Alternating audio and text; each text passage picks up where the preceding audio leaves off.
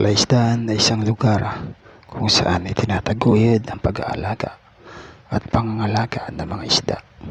Karaniwan may mga fish ponds, cages o pens kung saan inilalagay ang iba't ibang klase ng isda para sa komersyal o pampamilyang produksyon. Ito ay isang mahalagang bahagi ng agrikultura sa mga lugar na may malalapit na tubig o lawa. Ngunit paano kung ang palaisdaan gawin at samantalahin ng mga kakaibang nilalang at gawin ang kanilang mga balak upang mapangbiktima ng mga inosenteng tao?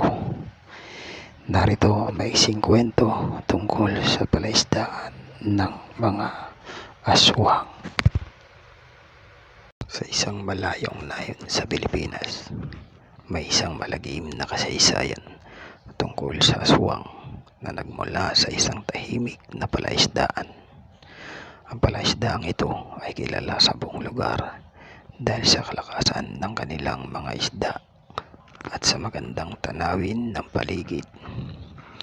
Ngunit sa kabila ng kagandaang naturang lugar, may isang madilim na lihim na bumabalot sa palaisdaang ito. Ang mga taga-nayon ay may mga kwento tungkol sa mga nawawalang tao na hindi na nakakabalik pagkatapos pumunta sa palaisdaan. Ang mga ito ay mga mangingisda na nais sanayin ng kanilang mga magulang. Isa itong misteryo na walang sino man ang makapagbigay linaw.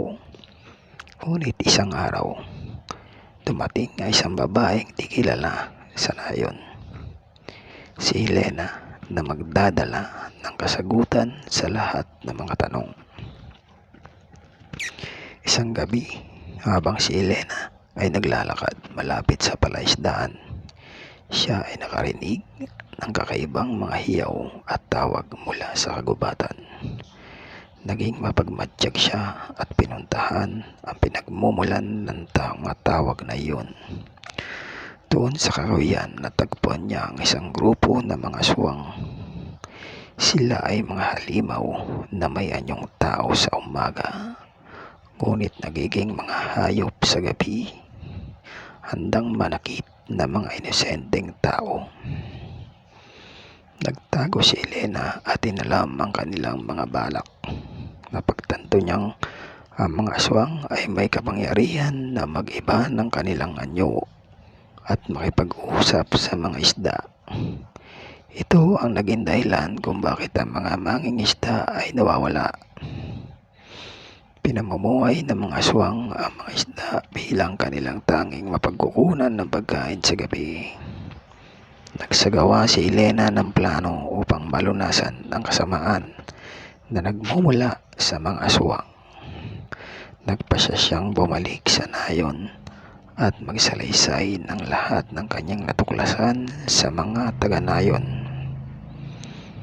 Nagkaroon sila ng aksyon upang maprotektahan ang kanilang mga sarili at ang kanilang mga pamilya. Nagtayo sila ng mga pampasabog at mga pana na may lason upang depensahan ang kanilang palaisdaan. Isang gabi, ang nayon ay nagkaroon ng malupit na labanan. Lumabas ang mga aswang upang takutin ng mga tao. Ngunit sa kabila ng kanilang mga kakayahan, hindi sila pinalad sa tulong ni Elena. Nagtagumpay ang mga tao sa paglalaban at napigilan ng karahasan ng mga aswang. Mula noon, naging maingat ang mga taga-nayon sa palaisdaan. Pinananatili nila ang kanilang pagmamahal sa kalikasan at ang pagpapahalaga sa kanilang mga isda.